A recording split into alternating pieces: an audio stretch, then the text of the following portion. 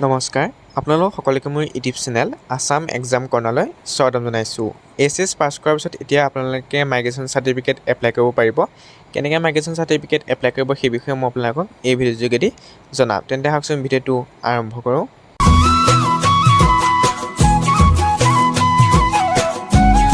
প্ৰথমে আপোনালোকে সেৱা সেতু যিটো ৱেবছাইট আছে অসম চৰকাৰৰ সেই ৱেবছাইটটোত আহিব লাগিব।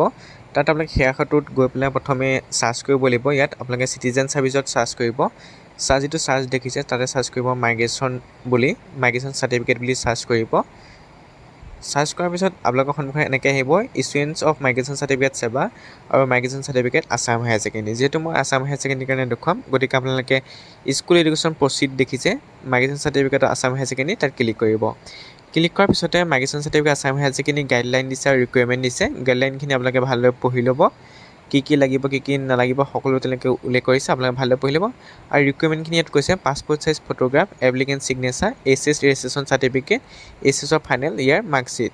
তাৰপিছত আপোনালোকৰ 600 প্ৰয়োজন হ'ব ইউজাৰ চাৰ্জ, আপোনালোকে 600 টকা দিব লাগিব। আপোনালোকে নিজে মোবাইলৰ পৰা এপ্লাই কৰিব পাৰিব। তাৰ বাবে আপোনালোকে সেৱা সেতু যিটো একাউণ্ট আছে সেই একাউণ্টটো খুলি ল'লে হৈ যাব। চিটিজেনত আহিব এনেকৈ লগ ইন আৰু ৰেজিষ্ট্ৰেশ্যনৰ কাৰণে আপোনালোকে ক্লিক কৰিব।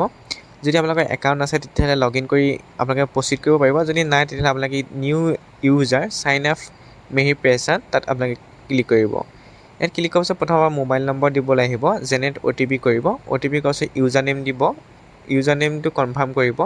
পাছৱৰ্ড দিব, পাছৱৰ্ড দি কনফাৰ্ম পাছৱৰ্ড কৰিব আৰু আপোনালোকৰ জেণ্ডাৰটো চিলেক্ট কৰিব ইয়াত আৰু ডেট অফ বাৰ্থটো উল্লেখ কৰিব। আৰু পাৰ্চনেল মেছেজ কৈছে, পাৰ্চনেল মেছেজত আপোনাৰ নামটো দিলেও হয়, যাতে আপোনালোকে যেতিয়া ইউজাৰ নেমটো দিব সেই পাৰ্চনেল মেছেজত আপোনাৰ নামটো শ্ব' হৈ যাব, যে শুদ্ধ হৈছে নাই হোৱা, তেতিয়া আপুনি গম পাব আপোনাৰ ইউজাৰ নেমটো।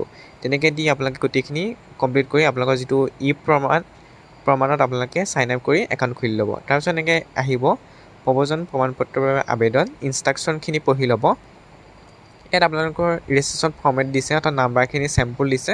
2003 বা 4 নম্বৰত কেনেকুৱা ফৰ্মেট আছিলে, 2005 কেনেকুৱা ফৰ্মেট আছিলে ৰেজিষ্ট্ৰেশ্যন নম্বৰখিনি, 2011 কেনেকুৱা আছিল, 2008 কেনেকুৱা আছিল, 2015 কেনেকুৱা আছিলে, 2015-16 কেনেকুৱা আছিলে সেইটো দেখুৱাইছে। 2015-16 পৰা আপোনালোকৰ ৰেজিষ্ট্ৰেশ্যন নম্বৰটো 6টা আখৰ থাকে। সেই 6টা আখৰ আপোনালোকে পাব আপোনালোকৰ যিখন এডমিট কাৰ্ড আছে, এডমিট কাৰ্ড নহ'লে আপোনালোকৰ যিখন ৰেজিষ্ট্ৰেশ্যন কাৰ্ড আছে তাতে আপোনালোকে পাই যাব। সেইখিনি আপোনালোকে চাই ল'ব।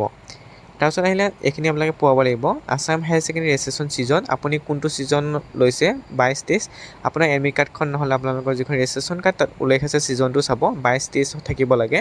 যিটো 24 চনত পাছ কৰিলে valid Assam higher secondary registration নম্বৰটো দিব। তাৰপৰা কোনটো চনত পাছ কৰিছে বা পাছিং ইয়েৰটো দিব, ইয়াত কোনটো চনত আপুনি হায়াৰ ছেকেণ্ডেৰী পাছ কৰিছে। তাৰপৰা আপোনালোকৰ ৰোল নম্বৰটো দিব হায়াৰ ছেকেণ্ডেৰী আৰু আপোনালোকৰ এক্সামিনেশ্যন ৰোলটো বেলেগকৈ দিব, নাম্বাৰটো বেলেগকৈ দিব, দুয়োটা বেলেগ বেলেগকৈ দিব। আৰু ভেৰিফাই প্ৰচিড কৰিব। ভেৰিফাই প্ৰচিড কৰিলে আপোনাৰ নামটো ওলাই পৰিব। তাৰপিছত কৈছে এনেকৈ দেখুৱাব success Euro application kindly is draft mode. আপোনালোকক ক'ত যাবলৈ কৈছে, মাই ট্ৰানজেকশ্যন দেখিছে, মাই ট্ৰানজেকশ্যনত গৈ পেলাই আপোনালোকৰ ফৰ্মখন আপোনালোকৰ ফিল আপ কৰিবলৈ কৈছে। গতিকে মই মাই ট্ৰানজেকশ্যনত আহি ফৰ্মখন চাইছোঁ।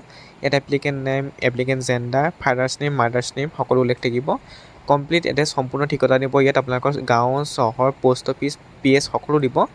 ষ্টেট আছাম লিখিব, ডিষ্ট্ৰিক্ট যি হয় আপুনি দিব, নিজৰ ডিষ্ট্ৰিক্টটো উল্লেখ কৰিব, পিনক'ডটো দিব, এইবিলাক ভুল নকৰিব।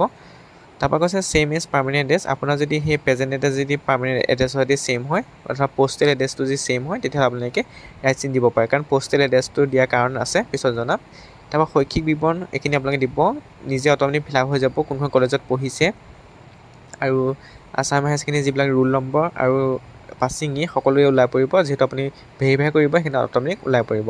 ইয়াৰ পিছত আহিলে আপোনালোকে মাইগ্ৰেশ্যন কিয় ল'ব বিচাৰিছে, ইয়াত আপোনালোকে উল্লেখ কৰিব কি কাৰণে ল'ব বিচাৰিছে, এডমিশ্যন বিচাৰিছে, ক'ত বিচাৰিছে, ডিব্ৰুগড় ইউনিভাৰ্চিটি বা কি পঢ়িব বিচাৰিছে, আপোনালোকে BA পঢ়িব বিচাৰিছে, BSc পঢ়িব বিচাৰিছে বা বেচেলৰ ডিগ্ৰী কৰিব বিচাৰিছে, সেইখিনি আপোনালোকে উল্লেখ কৰিব।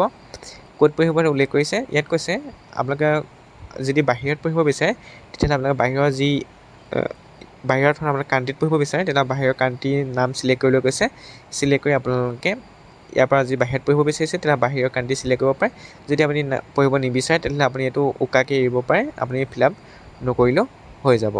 তাৰপিছত সুধিছে আপোনালোকৰ describe reason for checking migration বিচৰাৰ কাৰণটো কি সুধিছে আপুনি ইয়াত হায়াৰ এডুকেশ্যন বুলি লিখি দিব যিটো বক্সত মই তেনেকৈ হায়াৰ এডুকেশ্যন বুলি লিখি দিছোঁ আপোনালোকে তেনেকৈ হায়াৰ এডুকেশ্যন বুলি লিখি দিব বিতৰণৰ অগ্ৰাধিকাৰ ইয়াত সুধিছে আপুনি আপোনাৰ মাইগ্ৰেশ্যন চাৰ্টিফিকেটখন কেনেকৈ ল'ব দুটা অপশ্যন দিছে এটা হৈছে from Assam higher secondary counter আৰু in my postal address from Assam higher secondary counter পৰা ল'লে আপুনি যিখন ৰেজিষ্ট্ৰেশ্যন কাৰ্ড সেই ৰেজিষ্ট্ৰেশ্যন কাৰ্ডখন দি পেলাই ল'বগৈ লাগিব আছাম হায়াৰ ছেকেণ্ডেৰী কাউণ্টাৰৰ পৰা আৰু পষ্টেলৰ যোগেদি ল'ব বিচাৰিলে আপোনালোকে পষ্টেলৰ যোগেদি আপোনাৰ যিখন ৰেজিষ্ট্ৰেশ্যন কাৰ্ড আছে সেই ৰেজিষ্ট্ৰেশ্যন কাৰ্ডখন আপুনি পঠাব লাগিব গতিকে আপোনালোকে বেটাৰ এইটোৱে হ'ব আছাম হায়াৰ ছেকেণ্ডেৰী কাউণ্টাৰৰ পৰা ল'ব তাৰপিছত আহিলে এটাচ এনক্ল'জাৰ্ছ ইয়াত আপোনাৰ ডকুমেণ্ট দিব লাগিব পাছপৰ্ট চাইজ ফটো ছিগনেচাৰ এইচএছৰ ৰেজিষ্ট্ৰেশ্যন কাৰ্ডখন আৰু এইচএছৰ ফাইনেল ইয়েৰ মাৰ্কশ্বিটখন এইখন আপুনি এইখন ডকুমেণ্ট দিব লাগিব যদি ডিজিলকাৰত আপোনালোকৰ আছে তেতিয়াহ'লে ডিজিলকাৰ লগ ইন কৰিব লগ ইন কৰা মতে অট'মেটিক এইখিনি ফিল আপ হৈ যাব যদি ডিজিলকাৰ নাই তেতিয়াহ'লে আপুনি মেনুৱেলি এইখিনি আপলোড কৰিব পাৰে ফটো দিব পাছপৰ্ট চাইজ ফটো ছিগনেচাৰ আৰু মাৰ্কশ্বিট দি আপোনালোকে এইখিনি ছাবমিট কৰি দিব গোটেইখিনি দিয়াৰ পিছত আপোনালোকৰ ডিক্লেৰেশ্যন আহিব ডিক্লেৰেশ্যনখন আহিব ডিক্লেয়াৰ ডেট কৰি পেলাই আপোনালোকে কি কৰিব নেক্সট কৰাৰ পিছত যিটো পে'মেণ্ট আহি সেই পে'মেণ্ট দি পেলাই ফৰ্মখন ছাবমিট কৰি দিব